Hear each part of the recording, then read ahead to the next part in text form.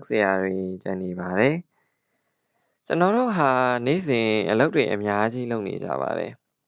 ရုံးမှာမနက်၈နာရီကနေညနေ9နာရီထိထမင်းစားချိန်ကလွှဲရင်အလုပ်တွေကိုမနားတမ်းလုပ်ရတယ်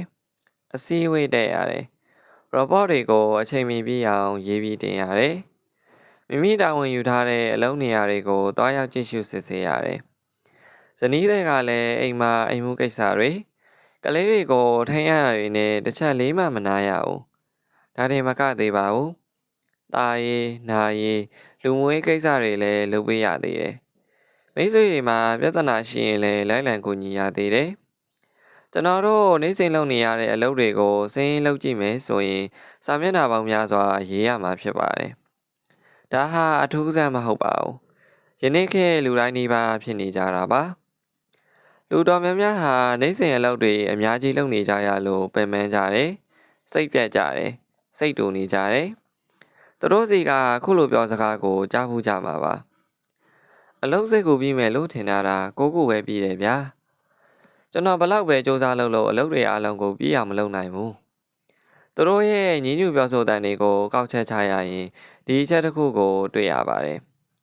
အဲ့ဒါကအလုပ်တွေကိုဘလောက်ပဲစူးစမ်းလုပ်ပေမဲ့လည်းလုပ်เสียအလုပ်တွေအမြဲတမ်းကြံနေတယ်ဆိုတာပါဒါဟာလူတိုင်းကြုံတွေ့ရတဲ့အမှန်တရားပါအမှန်တရားကိုပြောင်းလဲပြစ်လို့မရပါဘူးဒါဆိုရင်ဘာလုပ်ရမလဲအကောင်းဆုံးကအဲ့ဒီချက်ကိုလက်ခံထားလိုက်ဖို့ပါအလုပ်တွေဘလောက်ပဲစူးစမ်းလုပ်เสียအလုပ်တွေအမြဲတမ်းကြံနေတယ်ဆိုတာကိုလက်ခံထားလိုက်ပါပြီးခဲ့တဲ့သတင်းပတ်အနေငယ်လောက်ကကျွန်တော်နဲ့ဇနီးခရစ်တို့ဟာအလုပ်အားတဲ့စနေနေ့တရက်မှာမနက်စာစားပြီးချိန်ကစပြီးအိမ်တန်ရှင်းလုပ်ကြပါတယ်တနင်္ဂနွေလုပ်ပြီးကြလို့ညနေပိုင်းရောက်တော့ကျွန်တော်ဟာလုပ်နေတာတွေကိုခဏရက်ပြီးလုပ်เสียဘာတွေကြံသေးလဲဆိုတာကိုလေ့လာကြည့်လိုက်တယ်ကျွန်တော်အတော်အံ့ဩထိတ်လန့်သွားတယ်ဘာကြောင့်အံ့ဩထိတ်လန့်ရတယ်လဲဆိုတော့လုပ်เสียတွေအတော်များများကြံနေသေးတာကိုတွေ့လိုက်ရလို့ပါကြမ်းတရအောင်မယ်အဝိဗီတို့ကိုရှင်းလင်းပြီးအဝိတွေကိုစီထပ်ပေးရအောင်မယ်ထက်ခိုးကိုလည်းရှင်းပေးရအောင်မယ်အပေါ်တန်းမှာရှိရဲ့ကျွန်တော်ရုံခန်းထဲကစပွဲပေါ်မှာစုပ်ပုတ်နေတဲ့စာတွေကိုဖွင့်ဖတ်ရအောင်မယ်တွဲထောင်ချောင်ညစ်ပတ်နေလို့စေကြောရအောင်မယ်အရှိဝရဏမှာကြာနေတဲ့တရွက်ချောက်တွေကိုလှည့်ကျင်ရအောင်မယ်ကလေးတွေရဲ့အခန်းကိုလည်းရှင်းပေးရအောင်မယ်ခွေးကိုလည်းအပြင်ခေါ်ပြီးလမ်းလျှောက်ပေးရအောင်မယ်သမီးငယ်ရဲ့စပိန်ကဖိနိုင်ကုံကိုမြင့်ပေးရအောင်မယ်ခြံထဲကပန်းမင်းတွေကိုရေလောင်းပေးရအောင်မယ်ဟိုးလုပ်เสียတွေအများကြီးကြံနေသေးပါလားမောလိုက်တာဗျာတကယ်တမ်းကျတော့အခုပြောခဲ့တဲ့အလုပ်တွေဟာသမုတ်တရားထဲမှာမျောပါနေတဲ့ရေခဲတောင်ကြီးရဲ့ရေမျက်နှာပြင်အထက်ကအစိပ်ပိုင်းတစ်ခုနဲ့တူပါတယ်ရေထဲမှာမြုပ်နေတဲ့အစိပ်ပိုင်းကအများကြီးပိုကြီးမားပါတယ်ဆိုလိုတာကစောစောကပြောခဲ့တဲ့အလုပ်တွေအပြင်နောက်ထပ်လုပ်เสียတွေအများကြီးကြံနေပါသေးတယ်ဥပမာဘေးတွေကိုပေးဆောင်တာကလေးတွေကိုစားအုပ်ဖတ်ပြတာသူတို့နဲ့အတူဆော့ကစားတာနောက်ပြီးကလေးတွေကိုတစ်နေ့သုံးချိန်အစာကျွေးရတာမို့အဲ့ဒီအတွက်အစာကိုချက်ပြုတ်ရတာကလေးတွေစားပြီးသွားတဲ့ပကံတွေကိုဆေးကြောပေးတာတွေလုပ်ပေးရအောင်မယ်အင်ကိုစိတ်ပြန်တောက်တာသို့မဟုတ်ဥယျာဉ်စိုက်ပျိုးတဲ့လက်နက်ကိရိယာတွေကိုပြုပြင်ပေးတာအသက်လဲပေးတာစားတာတွေလည်းလုပ်เสียရှိပါသေးတယ်နောက်ပြီးတပတ်တစ်ခါခြံဝင်းထဲကမြက်တွေကိုမျက်ရည်စက်နဲ့ရေးပေးဖို့ဥယျာဉ်ထဲကပေါင်းဝင်တွေကိုနှုတ်ဝေးဖို့လည်းရှိပါသေးတယ်နောက်ထပ်ကြံနေတဲ့အလုပ်တွေကိုဆက်ရေးပြရရင်ဆုံးမှာမဟုတ်တော့ပါဘူးဒီလောက်ဆိုရင်ကျွန်တော်ပြောချင်တဲ့အလုပ်တွေကိုဘလောက်ပဲစူးစမ်းလုပ်เสียတွေကြံနေအောင်ပါပဲဆိုတဲ့အချက်ကိုလက်ခံပြီလို့ထင်ပါတယ်တင်လက်ရှိလုပ်နေတဲ့အလုပ်ကိုခဏလောက်နားပြီးလုပ်เสียကြံနေသေးတာတွေကိုစဉ်းစားကြည့်လိုက်စမ်းပါကြံနေတဲ့လုပ်เสียတွေများလုံးလို့ယူမသွားရင်တော့စိတ်သက်သာသွားမှသိကြပါတယ်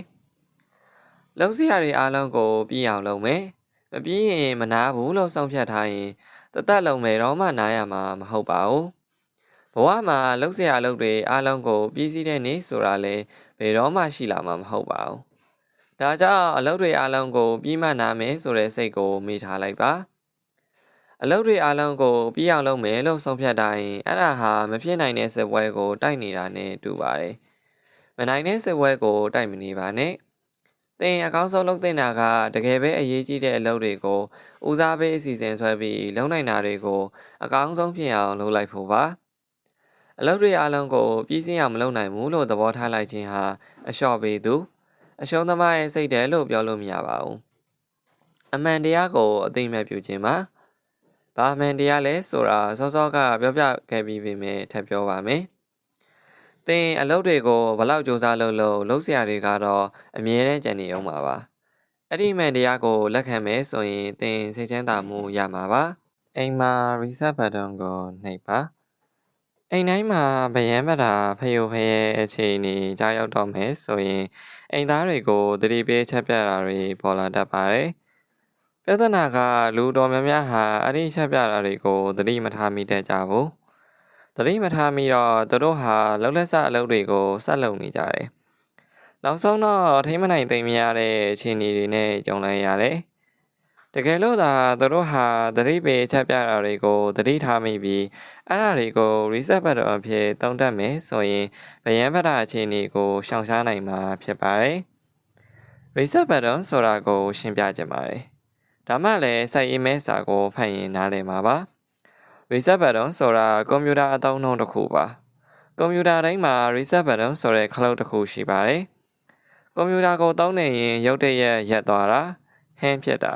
သို့မဟုတ်ကွန်ပျူတာမှာအမှား error တွေပေါ်လာတာနဲ့ကြုံတွေ့နေရပြီးဘာဆက်လုပ်ရမယ်မသိဖြစ်နေရင် reset button ခလုတ်ကိုနှိပ်တတ်ကြတယ်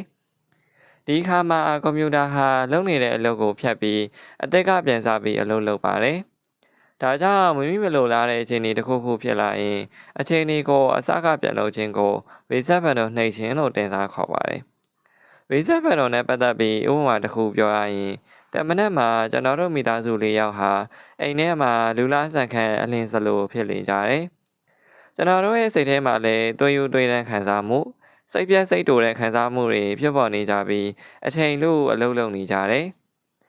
ကျွန်တော်တို့မိသားစုဟာအဲ့ဒီခံစားမှုတွေဟာသတိပေးချက်ပြတာဖြစ်တယ်လို့သိထားကြပြီး reset button ကိုနှိပ်ဖို့လေ့ကျင့်ထားကြပါတယ်ဒီတော့တယောက်ကခုလိုပြောလိုက်တယ်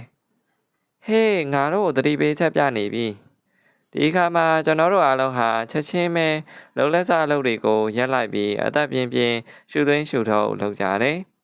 ပြီးတော့အလုပ်ပြန်စားလုပ်ကြတယ်ဒါပေမဲ့အရင်လိုအလင်းစလိုတရောတော့ပါမလုပ်ကြတော့ပဲပြပြမှန်မှန်ပဲလုပ်ကြတယ်အဲ့ဒါဟာကျွန်တော်တို့ reset button ကိုနှိပ်လိုက်တာပဲဖြစ်ပါတယ် reset button နီးကိုတောင်းလိုက်ခြင်းကြောင့်ကျွန်တော်တို့ဟာအလင်းစလိုဖြစ်တဲ့အခြေအနေကနေအေးစစ်စစ်ပြန်ဖြစ်လာခဲ့ပါတယ်တကယ်လို့သာအဲ့ဒီအခြေအနေအလင်းစလိုအခြေအနေမှာကျွန်တော်တို့ဟာသတိပေးချက်ပြတာတွေကိုသတိမမူမိပဲလုံးနေရာတွေကိုအရှင်းမင်းလောက်ဆောင်နေကြရင်အခြေအနေဟာပိုဆိုးလာပြီးထိမနိုင်သိမ်းများတဲ့အထိဖြစ်လာနိုင်တယ်ကျွန်တော်တို့လည်းစိတ်ပြတ်တာဒေါသထွက်တာတွေဖြစ်ပြီးအကြီးအကျယ်စိတ်ဆင်းရဲကြရပါမယ်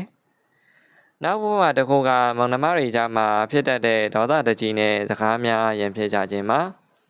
သူတို့စကားစများကလေးကအဲ့ဒါဟာသတိပေးချက်ပြတာဖြစ်မယ်လို့သိပြီးအခြေအနေကိုဝင်ရောက်ထိန်ပေးခြင်းတနည်းအားဖြင့် reset button ကိုနှိပ်ပေးခြင်းဖြင့်သူတို့ရဲ့အခြေအနေကိုအေးစစ်စစ်ဖြစ်အောင်လုပ်ပေးလို့ရပါတယ်အဲ့ဒီလိုမလုပ်ရင်သူတို့ဟာတယောက်နဲ့တယောက်ရိုက်နှက်တပ်ပုတ်တဲ့အထိအခြေအနေဆိုးကိုရောက်သွားနိုင်ပါတယ်တိတ်မှာကလေးတယောက်တည်းရှိနေရင်လည်းကလေးရဲ့ညီးသွားတဲ့ဟာသတိပေးချက်ပြတာလို့သိထားပါသူ့အချိန်နေမစိုးခင်မှာ reset button ကိုနှိပ်ပေးပါသင်တယောက်တည်းနေရင်လည်း reset button นี้ကိုသုံးနိုင်ပါတယ်ဥပမာသင်စပွဲပေါ်မှာလောက်เสียစာရွက်စာတမ်းတွေစုပုံနေတာကိုတွေ့ရင်သို့မဟုတ်မိဖို့ကန်ထဲမှာစစ်ကြောစရာပကံတွေကိုတွေ့ရင်ထိတ်ထိတ်ပြပြမဖြစ်ပဲ reset button ကိုနှိပ်ပြီးလုံးစရာတွေကိုစိတ်လျှော့ထားပြီးဖြည်းဖြည်းမှန်မှန်လုပ်လိုက်ပါစိတ်တို့စိတ်ပြတ်ဒေါသထွက်ခြင်းစတဲ့ပြဿနာကြီးဖြစ်လာမှာမဟုတ်တော့ပါဘူးတကယ်တော့သိအိမ်မှာသတိပေးအချက်ပြတာလေးတွေကိုသတိထားပြီးရှာဖွေတတ်မယ်ဆိုရင်မြင်တွေ့နိုင်ပါတယ်ဥပမာသင်သမီးဟာတယောက်တည်းထိုင်ပြီးငိုင်နေတာကလေးတယောက်ကြောင်းမသွားခြင်းဘူးဆိုပြီးငိုနေတာသူနေမြင့်ချိန်အထိအဲ့ရကမထပဲနေတာမိမကစကားမပြောပဲနှုတ်ဆက်နေတာကလေးတွေတယောက်နဲ့တယောက်မခေါ်မပြောနေကြတာမျိုးတွေပါအဲ့ဒါတွေဟာသတိပေးချက်ပြတဲ့အဆင့်ပဲရှိပါတယ်ဒါပေမဲ့အဲ့ဒါတွေကိုဂရုမစိုက်ပဲထားလိုက်ရင်ထိမ်းများတဲ့ဗယံပဒအခြေအနေတွေဖြစ်လာနိုင်ပါတယ် ဒီတော့အဲ့ဒီအချိန်နေမရောက်ခင်မှာသင်ဘာလုပ်ရမယ်ဆိုတာကိုအခုသိပြီဖြစ်မှာပါအဲ့ဒီသတိပေးချက်ပြတွေကို reset button အဖြစ်အသုံးချလိုက်ပါသင် reset button နည်းကိုကောင်းကောင်းသုံးချတတ်မယ်ဆိုရင်အိမ်မှာပြဿနာကြီးတွေပေါ်ပေါက်ဖို့အခွင့်အလမ်းအလိုနည်းသွားမယ်လို့ကျွန်တော်ပြောရပါတယ်ဆရာပေါ်သိမ့်မေရဲ့မိသားစုအတွက်အသေးပွဲလေးနဲ့ဆင်ញင်မနေပါနဲ့စောင်းမှဖြစ်ပါတယ်ပြောရတော့သူကတော့ကျွန်တော်တနေမဲ့ဖြစ်ပါတယ်